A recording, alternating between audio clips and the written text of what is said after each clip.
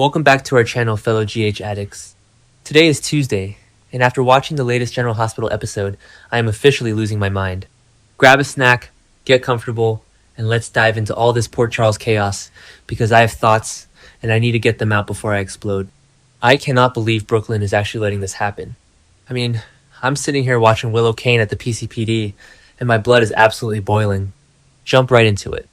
Willow is finally refusing to answer any more questions without an attorney present, and honestly, good for her. It is about time somebody in this town lawyered up before running their mouth. But ADA Justine Turner? Oh my gosh, she is getting on my last nerve. Justine is sitting there acting like she just caught the criminal of the century. She is so smug about that trip log putting Willow at the scene of Jordan's crash. But we all know Brooklyn and Brick manipulated that GPS. And Joe Fitzpatrick? Bless his heart, he is the only one in that police station with a single working brain cell right now. Joe actually confessed to Justine that Willow seemed genuinely surprised about the GPS news. Because she is. She didn't do it. But of course, Justine just argues that Willow is only surprised she got caught. I'm sorry, but since when did ADA Turner become the absolute authority on human psychology? She is so desperate for a win that she is completely ignoring the obvious signs that Willow is being framed. And Brooklyn... Wait, I'm getting ahead of myself. Let's just talk about Brooklyn for a second. I have loved BLQ for years, but this bad decision is going to come back and haunt her so fast. Harrison Chase is a literal Boy Scout. When he finds out his own wife framed his ex, yeah, that marriage is going to blow up into a million tiny little pieces, and frankly, Brooklyn is going to deserve it. But, okay, back to the point, because we need to talk about Danny. Are you kidding me with this kid? I am so incredibly proud of him I could cry.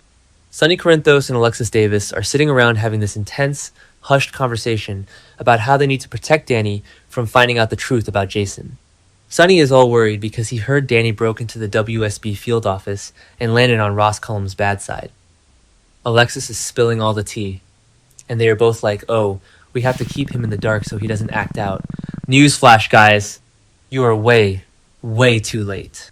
Danny already knows. And the irony of Sonny and Alexis trying to protect a kid who is currently out on the streets, acting like a miniature version of his father, is just too good. Danny learned from Charlotte Cassadine that Rocco Falconeri was the one who fired at Cullum on the pier, and that Jason took the blame. Jason is rotting in a WSB black site in Jakarta for Rocco, and Danny has to carry that weight. Can we just take a minute to appreciate the absolute betrayal Danny must be feeling? Rocco has been lying to his face this whole time, and because Danny is a Morgan, he doesn't just sit around and cry about it. No, he takes action. Am I the only one who was cheering at the screen when Danny saved Charlotte from getting snatched by WSB agent Mark McKay?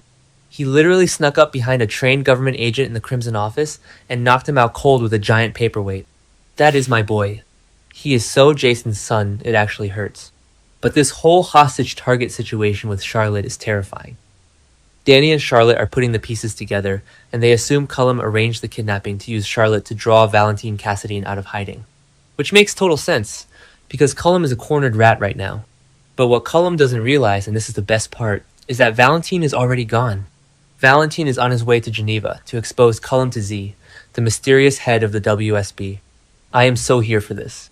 Valentine risking his own freedom, knowing Z might throw him right back into Steinmauer just to protect his daughter and Carly. That is the character growth I have been waiting for since 2016. I know some people are hating on this Valentine and Carly dynamic, but personally, I think it's bringing out the best in him.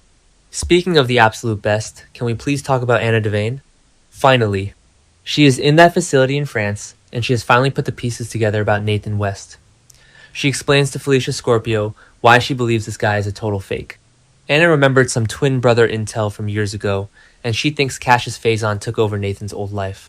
Yes, Anna, the super spy is back. Even drugged and gaslit in a French mental health clinic, Anna Devane is smarter than the entire Port Charles Police Department combined. It looks like Emma Scorpio Drake might have written something in one of her letters that tipped Anna off. Remember when Anna hid that gray envelope?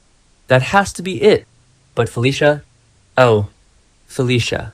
She is having such a hard time believing Anna at first. And I get it, I really do. Felicia wants to believe Nathan is back. We all wanted to believe Nathan was back. When Cassius first showed up and the DNA and fingerprints matched, I was sobbing. But knowing that Cassius secretly swapped the records and dug up Nathan's body to cremate him, That makes me physically sick. It is the most vile, twisted Phazon-level evil we have seen in a long time. Anna manages to convince Felicia to do some digging, and thank God, because somebody has to look out for James West. That poor little boy looks up to his dad so much. Cassius has become James's entire world, and it is going to absolutely destroy that kid when the truth comes out. I am dreading the fallout. Will James have to say goodbye to Nathan twice? I don't think my heart can take it. It's just cruel. And while Emma is reconvening with Anna and asking all these questions, we cut to Cassius meeting with Ross Cullum. These two villains are just the absolute worst. They are discussing the address that Jordan Ashford and Laura Collins told Cassius about. Since it could be Jen Sidwell's next hideout, Cullum makes it crystal clear he doesn't want Sidwell leaving that place alive. He gives Cassius fatal orders to wipe Sidwell off the map. I mean, wow. Cullum is just tying up loose ends with zero hesitation. He expects Cassius to take care of this growing problem, but Cassius is already cracking under the pressure. Cassius wants to disappear, but Cullum has him completely trapped. If Cassius goes to that house, he is walking into a bloodbath. Sidwell is unhinged, Cullum is desperate, and Cassius is just trying to survive long enough to say goodbye to James. I kinda hope Sidwell and Cassius just take each other out, to be honest. Save us all the trouble. Okay, let's switch gears for a second because I have to vent about Molly Lansing Davis and Cody Bell. Molly is talking to Cody about her parents' past conflict and how things are finally thawing between Alexis and Rick Lansing. But she is totally weirded out by the thought of them having a romantic reunion. And she should be. I am so with Molly on this. I've been watching this show for years, and Rick and Alexis are the definition of toxic. Remember the panic room? Remember all the lies? Yeah. Didn't work then, and it definitely won't work now. Molly is hoping they never go back down that road, and I am praying the writers listen to her. We do not need a Rick and Alexis reunion in 2026. Let Alexis be a fierce, independent lawyer who defends Curtis Ashford, and let Rick just be somewhere else. Please? Finally, we have to circle back to the PCPD, because ADA Justine Turner is just making my blood pressure skyrocket. On Friday's episode, she gets some info regarding Britt Westbourne's arrest in the British Virgin Islands, and Justine is literally gloating. She fills Joe Fitzpatrick in and says she is looking forward to Britt being brought to justice. I am screaming at my television. Justine has no idea what is actually going on. She thinks she just caught a kidnapper, but she actually just handed Britt straight into Ross Cullum's web. But at the same time, that arrest is the only thing that saved Britt's life. If those cops hadn't busted through the door in Tortola, Britt would have injected herself with the poison Cullum swapped into her meds. It is the most insane, twisted stroke of luck ever. But now Britt is in a WSB holding cell, and Cullum runs the WSB. He has a paper trail pointing right to her. Justine Turner is sitting in Port Charles, patting herself on the back, while Britt is sitting in a cell, completely defenseless, against a psychotic director who wants her dead. And don't even get me started on Dante Falconeri making that mysterious phone call that led to Britt's arrest. Rocco is going to absolutely lose his mind when he realizes his dad is the reason Britt is in custody.